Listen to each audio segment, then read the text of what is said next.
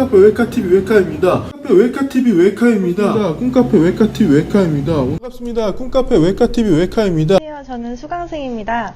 제가 궁금한 점은요.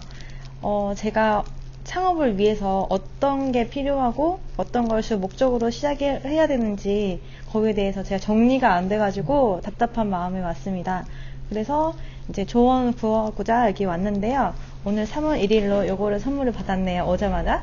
그래서 여기 오는 맛에 잠시 고민 상담하러 왔습니다.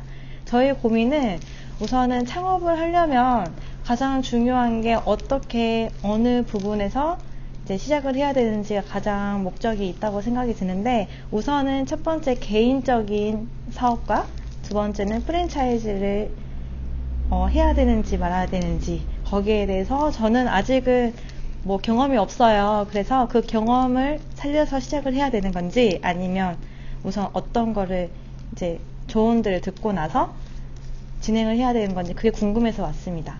첫 번째 질문은 제가 커피를 배우는 게 주 목적으로 시작을 해서 어떤 방향으로 흘러가야 되는 건지 그게 궁금하고요. 두 번째는 이제 창업을 할 때 개인 카페가 더 나은지 아니면 프랜차이즈가 나은 건지, 거기에 맞게끔 어느 정도의 창업 비용이 발생하는 건지, 그게 제 개인적인 돈이 얼만큼 들어가는 건지, 그게 조금 궁금한 면에서 왔습니다. 요즘에는 사람들이 많이 하잖아요. 카페 창업해서 거기에 대해서 제가 보고 느끼고 하는 게 여러 방면에서 많이 나왔어요.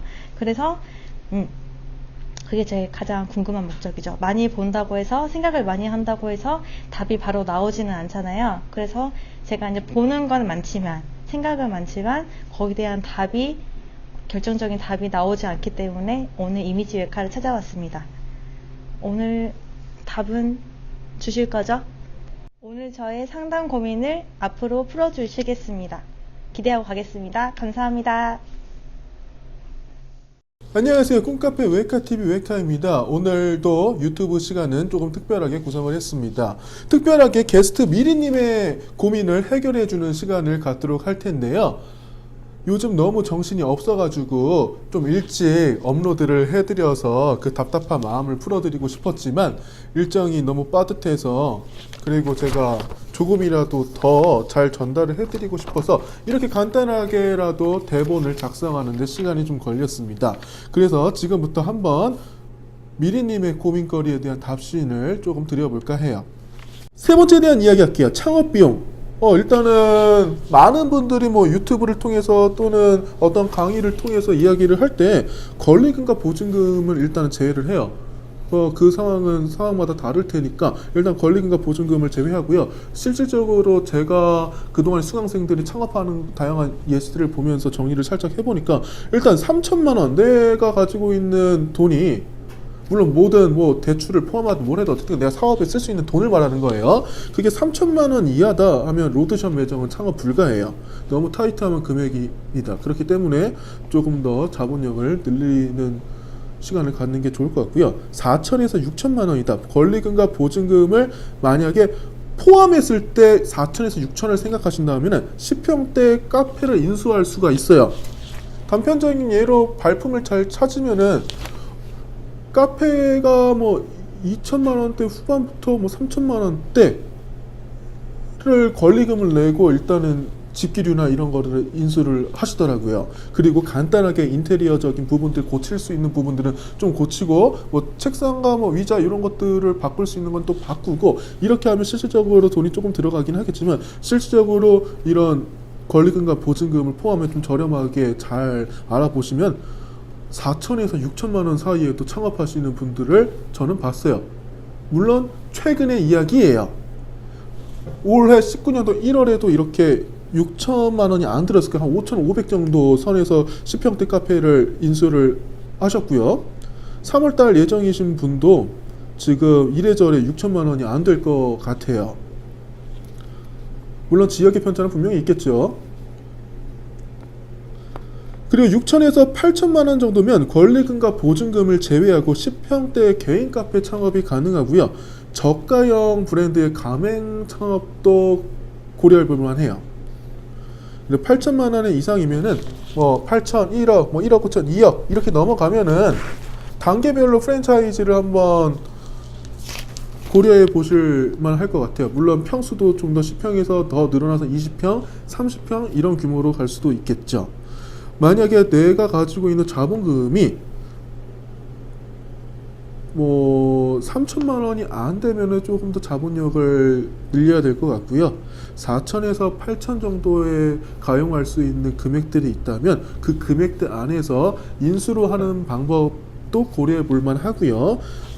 또는 조금 더 A급 상권은 힘들더라도 뭐 C 플러스급, B 마이너급 이렇게 해가지고 어느 정도 제가 노력을 해서 수익원을 만들고 찾는 고객들을 늘리는 방법도 생각해 볼 수 있겠습니다.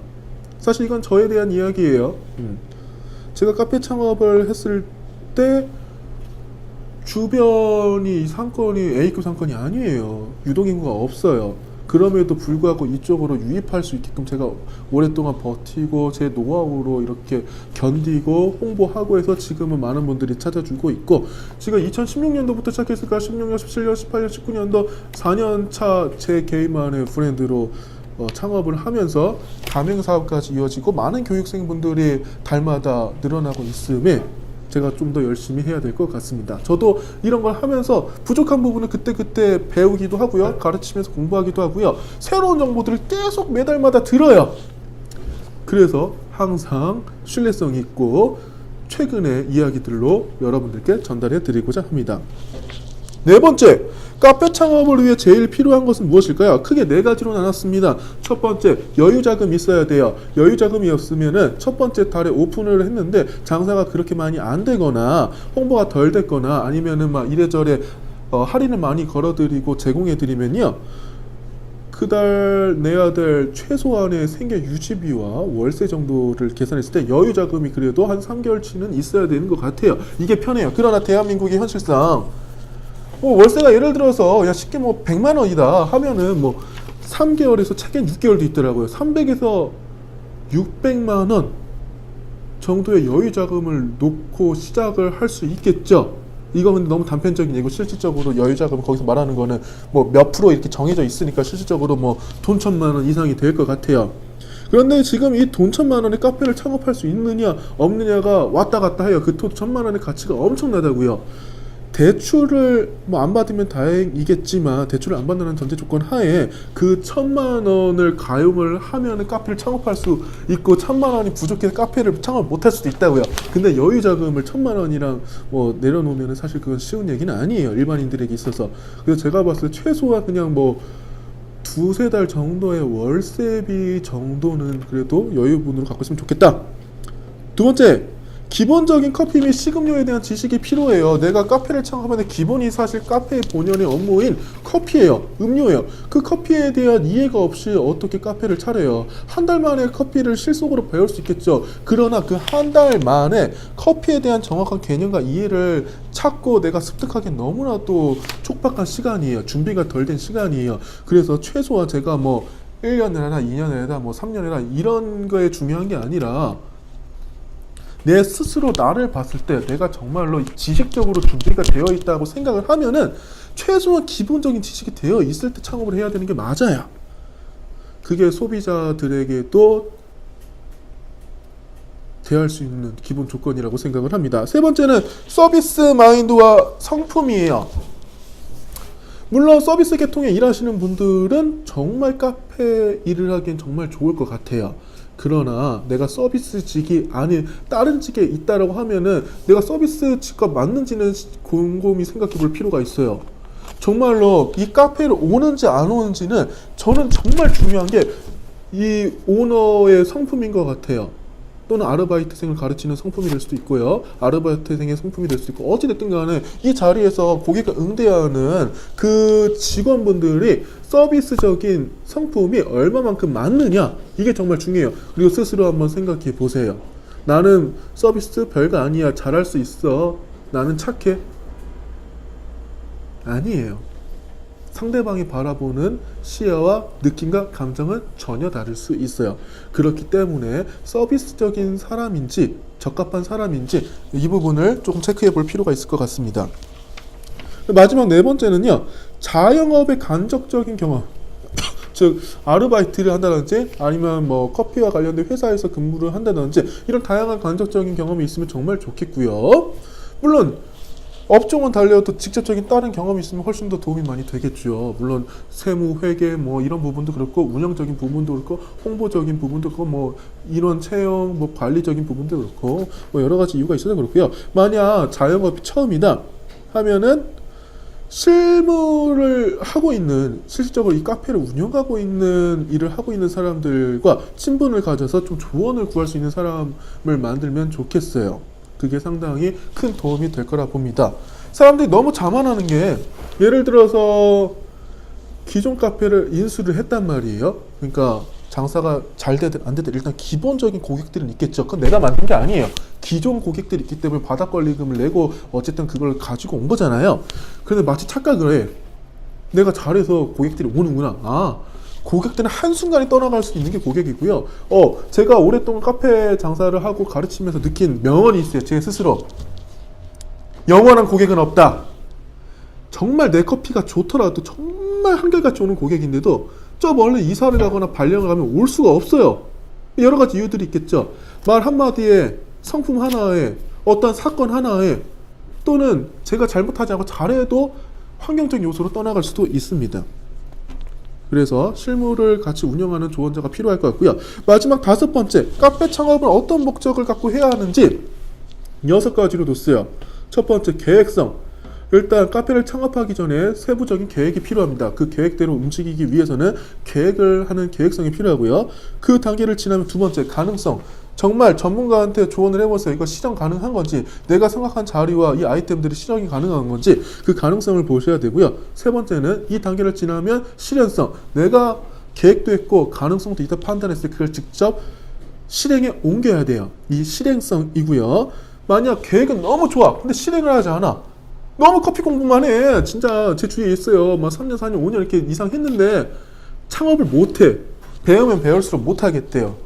내가 부족한 것 같아서. 내가 말했잖아요. 적정선에는 끊어줘야 된다니까요. 적정선에선. 그리고 그 다음 단계로 네 번째, 창조성. 즉 창조성이라는 거는 후발주자는 늘 특별한 무언가가 있어야만 해요. 창조적이어야 돼요. 나의 장점들을 창조적으로 만들어야만 해요. 그래서 계획을 하고 가능성을 판단했고 실행에 옮기고 그 실행에 옮긴 다음에는 나만의 카페에 어떤 창조적인 일들을 많이 해야 돼요. 장점들을 특별화시켜야 돼요. 그 다음에는 실현성이에요. 내가 계획한 대로 목표치에 도달해서 직접 실현을 해봐야 돼요. 그 영감을 얻어봐야 돼요. 그 감동을 느껴봐야 돼요. 내가 하루에 매출을 예를 들어서 1,000만 원, 한 달에 매출을 예를 들어서 뭐 1,000만 원이다 잡았어요. 직접 1,000만 원이 딱 되는 순간 이 쾌락감은 말로 표현할 수가 없어요. 자영업의 매력 장난 아니에요. 힘든 부분도 분명 있겠지만 그 어려운 과정들을 견디고 다지고 노력하고 배우고 연구하고 실험해보고 도전해보고 실패하고 다시 도전하고 이 과정에서 버티고 단계별로 올라가고 고객과 소통하고 내 스스로를 다지고 했을 때 내가 생각했던 목표, 예를 들어서 매출이라고 쳤을 때 대부분 자영업은 매출이 중요하니까 매출 외에도 분명히 있겠지만 매출이 딱 올랐을 때 찍었을 때 그걸 계속 유지했을 때 그 실현했을 때 느낌은 대한민국 축구 4강 신화 그 느낌이에요. 너무 좋아요. 마지막으로 플러스 알파로 저는 이걸 넣고 싶어요. 기대성. 내가 실현까지 일했지만 그 이상을 항상 기대해야 돼요. 그럼 노력을 해야겠죠. 내가 예를 들어서 매출을 뭐 월에 1,000만 원 찍었다 또는 달에 1,000만 원 찍었다, 이걸 끝나는 게 아니라 그럼 내년에는 당연히 높아야 돼요. 1,100만 원 뭐 이렇게 높이 1,200만 원 이렇게 계속 성장을 해야 돼요. 매해. 그럼 매해 똑같은 걸 두고 하면 안 되겠죠. 인테리어도 점점 낙후될 거고 보여지는 부분들, 그리고 메뉴도 너무 참신하면 안 되고 계속 획기적인 것들이 계속 신메뉴가 개발돼야 되고, 이걸 개인들이 해야 되는데 개인들이 항상 안주되어 있단 말이에요. 이미 나의 사상 자체가, 소신 자체가 여기는 그냥 뭐 나에게 들었으니까, 여기는 그냥 학생들만 있으니까 그냥 이렇게 싸게 팔면 돼. 물론 그거 나쁘다는 거예요. 그거 되게 정답일 수 있어요. 그러나 앞으로 기대성을 갖고 우리가 늘 발전에 더 나아가야만 해요. 더 나아가기 위해서는 항상 다양한 영역들을 해야 돼요. 언젠간 내 눈앞에 경쟁사가 나올 수 있고요. 언젠간 내 체력이 힘들어서 떨어질 수도 있고요. 항상 여러 가지 상황들이 있을 수 있어요. 그걸 대비해야만 해요. 그래서 우리는 늘 기대해야만 하고요. 그 기대성을 가지고 나아갔을 때 충분히 지금부터 준비를 해서 다져놔야 돼요. 단편적인 예로 저도 경쟁사가 계속 끊임없이 생기고 있어요. 그럼에도 저는 두렵지 않아요. 제 스스로의 소신이 있으니까요. 충분히 할 수 있으니까요. 자신감이 아니고요. 자신감보다는 해야만 한다. 긍정적인 사고겠죠. 이렇게 미리님의 질문에 대한 답변들을 제가 해드렸어요. 첫 번째, 커피를 배우고 난 다음에 방향성 설계를 좀 해드렸고, 두 번째는 개인 카페냐 프랜차이즈에 대한 고민을 해결해드렸고, 세 번째는 창업 비용에 대한 것들을 소개를 좀 해드려봤고, 네 번째는 카페 창업을 위해 제일 필요한 것은 무엇인지 말씀드렸고, 다섯 번째는 카페 창업은 어떤 목적을 해야 되는지 말씀을 드렸습니다. 상당히 심도 있고 되게 누군가의 인생에 있어서 정말 중요한 카페 창업이기 때문에 상당히 조심스럽게 이야기를 해봤고요. 좀 현실적인 이야기를 많이 해드린 것 같아요. 다른 편을 보게 되면 제가 조금 더 삶에 적용할 수 있도록 내 마음을 움직이는 이야기를 했다면, 이 부분은 이제 실행에 옮기기 위해서는 현실에 대한 이야기를 많이 해드렸던 것 같습니다. 그러면 오늘 하루도 좋은 하루 되시고 멋진 바리스타로 거듭되는 여러분이 되셨으면 좋겠습니다.